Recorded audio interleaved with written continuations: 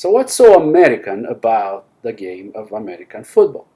Beyond the name, obvious name, and beyond the big helmets and the big T-shirts and the big numbers up front that are very recognizable and signature of the game, I would contend that the process of evolution through which the game came to be, it's also uniquely American. It follows a similar pattern that we observe in all other dimensions of the American life.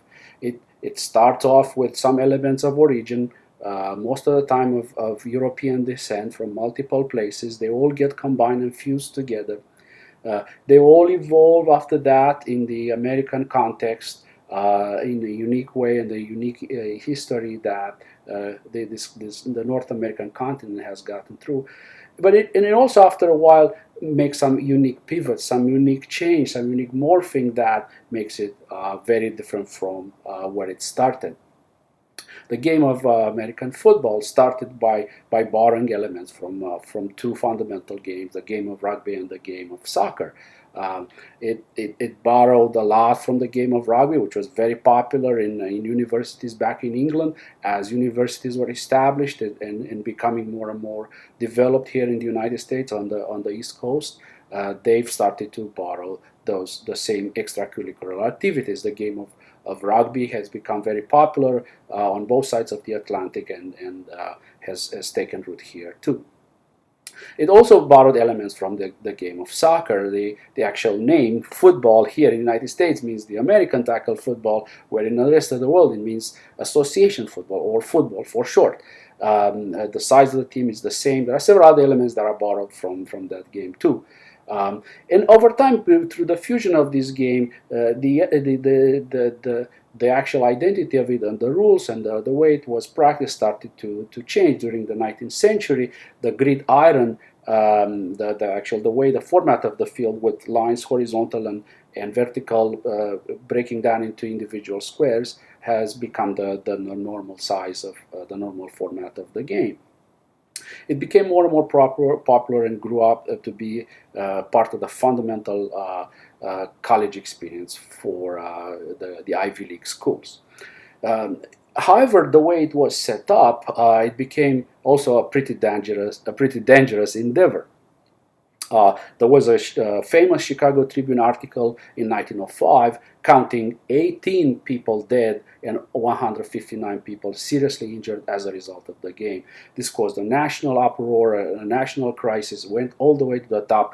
President Teddy Roosevelt had to intervene. He was a big fan of the game himself, practicing in college. His son was practicing right that part of the team during that period. President Roosevelt went forward and summoned the big head of athletic departments of the Ivy League schools and all the corresponding head coaches to try to find a solution to this problem. The problem was the game was too dangerous because the way the rules were set up, everything happened super fast. The ball would be snapped and everybody would form a scrum, would pile together, and people trapped on the bottom would suffer injuries. Through a different process of innovation and brainstorming about different ideas, they realized that they need to open up the game. They need to find different options for from the team on offense to leverage the whole size of the field. And through that, they've come on to add a fundamental new way of playing the game through the addition of the forward pass. The forward pass allows the team in offense to pass the ball forward through the air, something that was completely forbidden in rugby. And if it gets caught in the air on the other side, beyond the line of scrimmage, then the team advances forward. They had to invent a completely new set of rules for it, a new set of protections. If the ball touches the ground, the play becomes dead, not like in rugby. Several other more fine-grained rules that defines this new type of play. Also, the ball had to evolve to be much closer to what we have today in the American game, which is a much more aerodynamic ball, pretty much designed to travel through the air, makes a very nice spiral and a curvy trajectory that when it gets caught becomes an extremely photogenic, an extremely sexy type play to watch and be part of. And this is today kind of the signature, the way the game is perceived and enjoyed the most. So what I wanted to highlight is the fact that this game has followed a similar trajectory, a similar path forward to become what it is today as other phenomena like Hollywood movies, like the American food. They start off with elements of European origin. They all get fused together. They all get shaped by the experiences of people on this continent.